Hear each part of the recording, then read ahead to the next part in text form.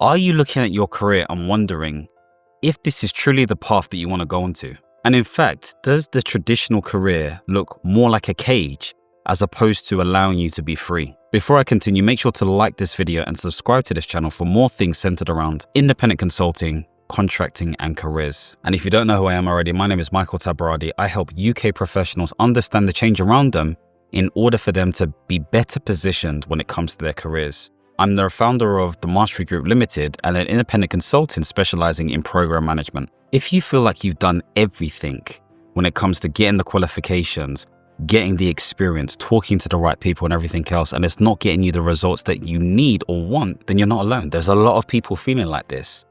And it feels like this specific narrative is just not cutting it anymore. But what if the career ladder isn't the only way up?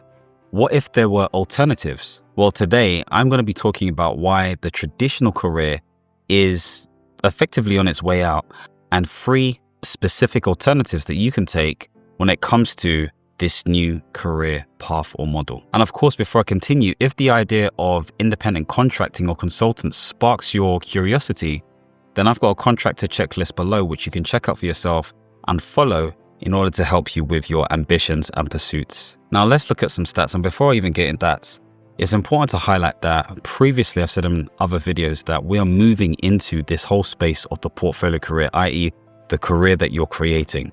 And so with that in mind, there are more and more people moving into this space of self-employment, where they're finding work for themselves. There's a Trussell report. So Trussell are an organization that essentially have data insights and research when it comes to contracting and consulting, all those different things, that stated that between 2017 to 2023, there was an increase in spend from various different organizations, mainly within government, public sector, blue light services, etc., etc. Now, if we look at these stats, 4.4 million people are self-employed. 89% of people are unhappy with their pay. And so there are a lot of people who may have been promised things or got bills to pay or whatever it may be, but they're still unhappy with the figures that they get.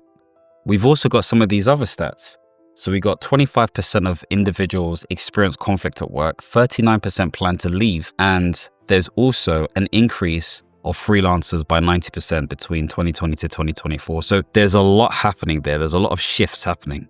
But I think the main point that's being made here is that there is a change in interest, and the promise that we've seen or wanted from the 9 to 5 or whatever it may be is not necessarily satisfying us. When it comes to the traditional career, there are some of the following things that we think about. So rigidity, there is little flexibility in terms of how we work. So whether this is remote working or maybe the times we start or finish or whatever it may be, there is a set structure that's in place for many of us. There's also slow advancement. So in some cases, you need to wait for someone to die before you move into that space. I'll never forget, when I wanted to do medicine back in the day, I remember hearing that it's very difficult for consultants to leave a job, and virtually, unless they retire or unfortunately something happens to them, you're not going to get that spot because it was such a niche and finite space. And I'm sure there's a lot of you who are facing the same thing. Many of you are feeling misaligned to the company's values. And so because of that misalignment, it just feels like this is not the right place to be in. And finally, there is this whole sense of burnout. There's a burnout culture. And so there is just constant pressure to perform. Like it's just constant, and it's just pushed upon you to the point where it feels like I can't be myself in the space. Now, again, I've said this before. This is not necessarily about your level of competencies or whether you're good enough. And I want to be clear, you have to know how good you are. But this is part of a systemic issue where it highlights that the ladder is an issue, that the ladder is wrong. And based on that fact, because we're in a changing world, there are increasing demands, and therefore the ladder is not suited for the change that has happened. Now, what happens if you continue to climb this rickety ladder?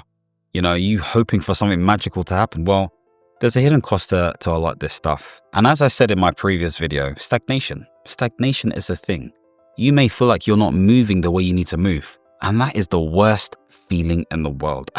I'm telling you, it doesn't feel great. And so the skills that you once had that enabled you to get to where you are now may not be suited anymore. So it's thinking about what can you do to transition. There's obviously a deep sense of unfulfillment.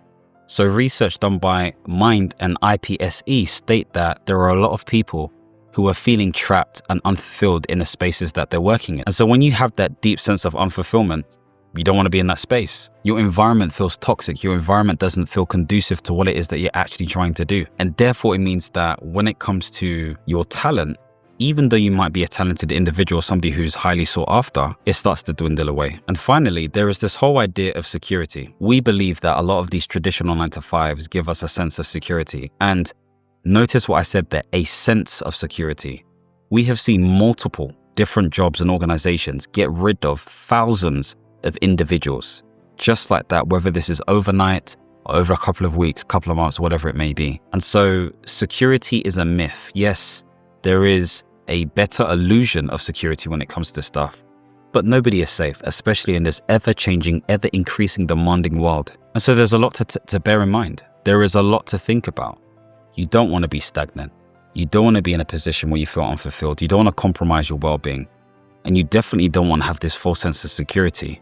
You want to have the opposite effect. And so the opposite is true when you understand what the new opportunity looks like. And this is why it can be seen as exciting if you have the right type of mindset. Rather than just having some sort of ladder, what if you had a map?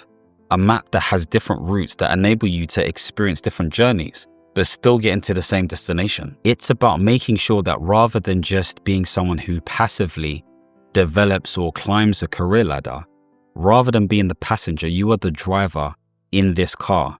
And so this is where the portfolio career comes into play. It is having a basket of different roles or projects or things that contribute to essentially your finances, how you live your life, who you become. Now, of course, these things can create you a different type of experience. These experiences include a sense of autonomy, so doing things for oneself, by oneself, a sense of purpose, so having a northern star that you're following based on your values, a sense of flexibility, so not having rigid structures stop you from doing what needs to be done, and direct impact, allowing you to impact those individuals who you truly care for and love, whether this is a community of people, a group, your friends or family.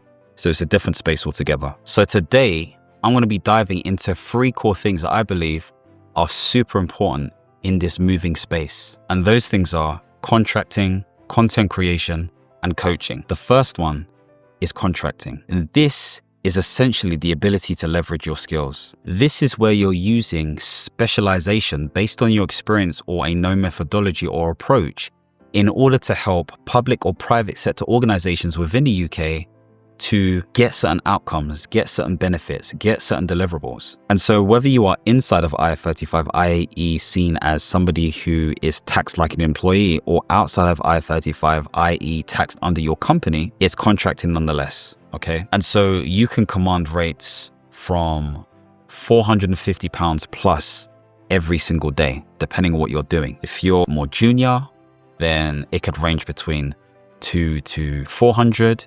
If you're mid, then 400 to 600. And then if you're senior, 600 plus. And of course, there are discrepancies. Executive could be 800 to 1,000 plus, whatever you're looking at. But a point being made, there is an opportunity, and there has been increasing demand within the UK.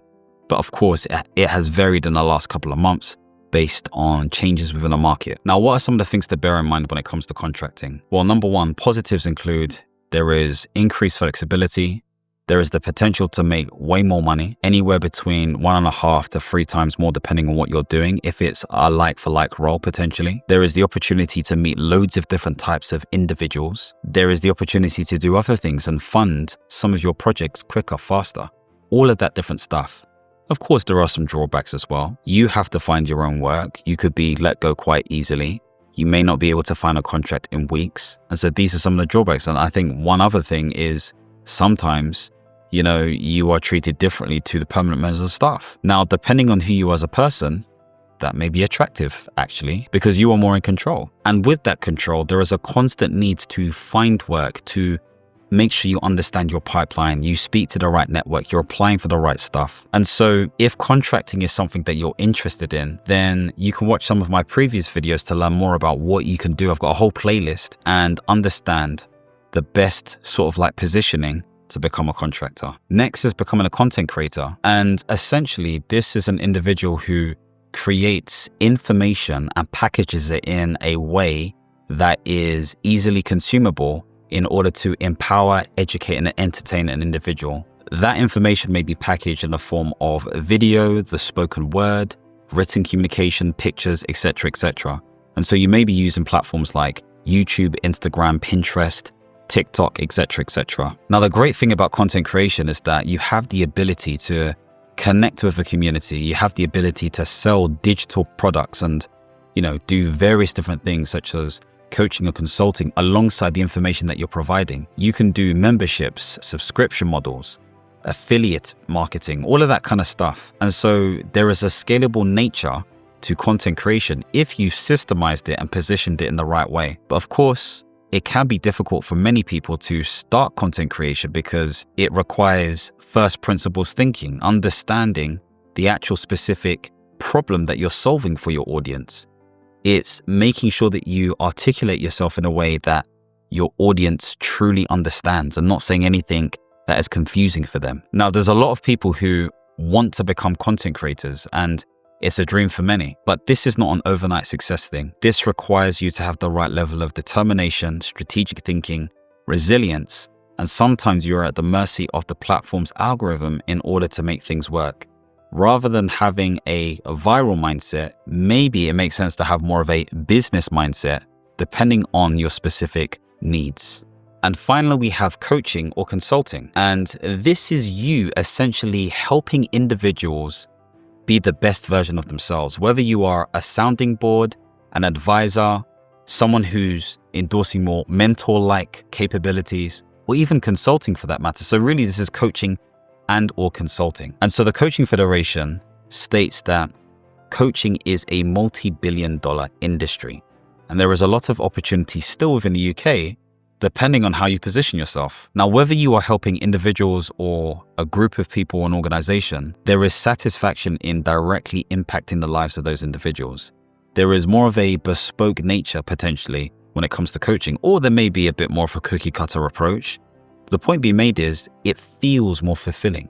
Whether this is life coaching, leadership coaching, business coaching, health coaching, whatever it may be, there is a niche for it. Now, of course, with this stuff, you need to be able to have a pipeline of clients, and you need to be in a position where you are confidently marketing your services in the right platforms in the right way to the right people. And for many individuals, that's hard to do.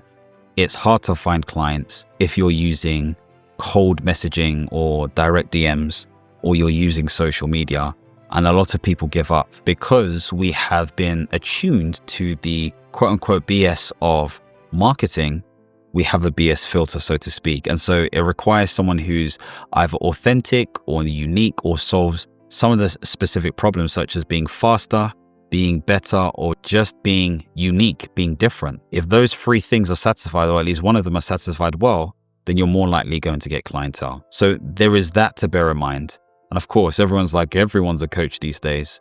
Differentiating yourself in the right way to the right group is the most important thing. So of course, now you've seen all the different alternatives to your traditional career approach. I just want to talk to you about my journey. So back in 2014, I want to say, I ditched medicine. And what I mean by that is I had pretty much a decade campaign of trying to get into graduate medicine.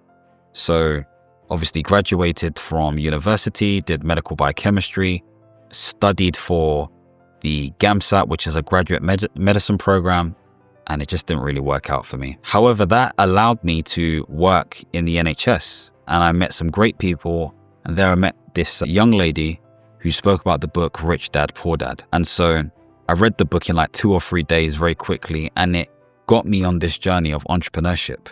I started paying for so many different courses and programs that got me into deep debt, £30,000 of debt. And I can talk to you about how I got out of that debt if you watch the video I did a couple of years back in terms of that. But on that journey, I realized that actually this debt was slowing me down. And so I wanted to get out of that debt by developing a personal brand and using that to make money. And so over the years, I developed this brand. I was helping small business owners or startups or other personal brands develop their brands. But again, it wasn't really pushing the way it needed to push. And so being in debt and having failed businesses, I was at the lowest point. And so I had to really think about what were my values and what did I want for myself. And from 2018, over 18 months, I paid off my 30K debt by increasing my payments towards my debt. And I put myself in a position where I did a whole raft of things. I got a coaching qualification. I quit my 9-to-5. I became a contractor. I bought a new house. I got married.